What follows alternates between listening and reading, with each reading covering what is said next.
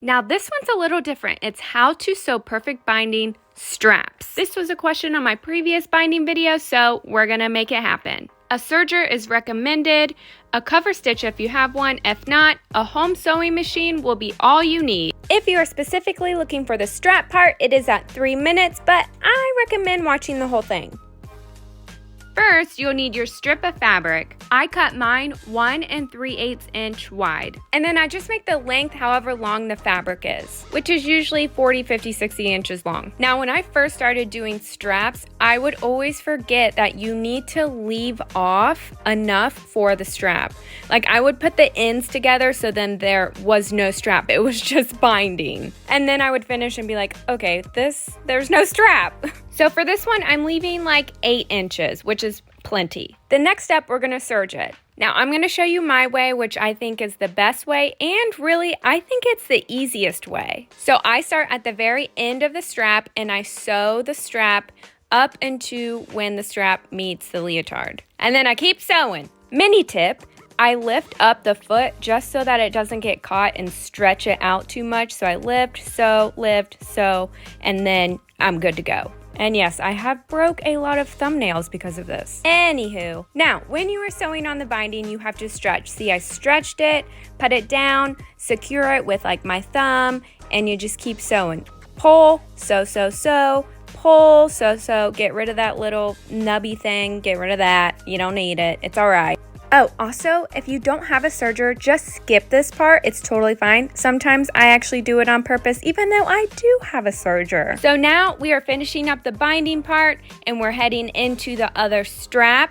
I'll just keep sewing until I think it's enough and then I'll sew off of the fabric. And of course, you can measure everything, but I'm at a stage where I don't really need to measure. I just kind of estimate. Now it's time for your home sewing machine. Make sure the binding part is facing up. And don't forget to set your settings to stretch. When sewing, I put my fabric at the 3/8 mark, and then you will start sewing where the leotard is with the binding. Now this part is different from serging. The serging, we really pulled the binding, but now we are just going to only pull it a little bit so that all of the fabric is laying flat. There's no wrinkles, it's not puckering up. So it's just going to be flat and you're gonna guide it through. So this is what it should look like when you're finished. Now I'm gonna go ahead and cut my straps the exact length that I want them. Once you're done with that, you're gonna flip over the excess fabric over the edge, and that's your binding. There it is. Also, if you're like me and you have a pattern that needs to be right side up, make sure you do that. If you need to, go ahead and pin all of the binding. Now here's where we are beginning to answer the question from the very beginning. This part of the leotard definitely needs to be folded over and pinned. Now here's how we do the rest of the strap. So first, you're gonna fold over the serge part, and this is where the serging comes in handy because it like makes it a little bit stiffer and easier to fold. And then the other part is gonna go on top. Look at that, it looks like a strap. And then I spread my fingers so then I can put a pin right in between them. Now I've done straps a lot, and even to this day, they can be very tricky. They wanna slide around, they don't wanna stay in place, so it can be tricky, just know that. When I pin the straps, I pin them. Like, I don't pin the binding, but I do pin the straps. It's like a little choo-choo train of pins right next to each other. So then once you're done, it'll look like this. Time for the top stitching. You can use a cover stitch, which is what I'm going to be using, or you can use a home sewing machine with the zigzag. And yes, I did see that. I do need to fix it and get a new one. So you're going to start with the right strap first, slide it in, and I'll show you where I put mine at when I sew. Basically, let me show you a picture. You may or may not have like this circle. You see like that really faint circle?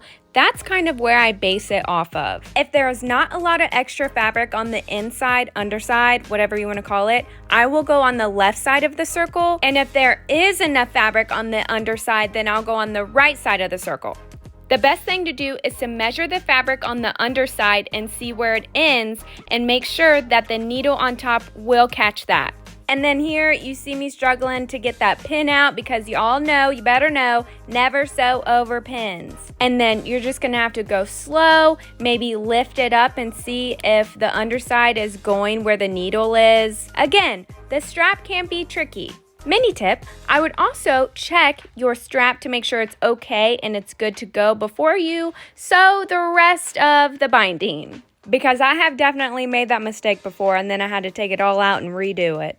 So now I'm finished with the strap. I'm going on to the binding part and I'm just going to fold it over as I go, make sure that it's flat and that it's catching in the back. Man, I'm really rhyming in this video. And just like the strap, I'm going to stay in the same position. And so the fabric on the back side is kind of on the shorter side. It makes me nervous. So I'm going to be on the left side of that circle.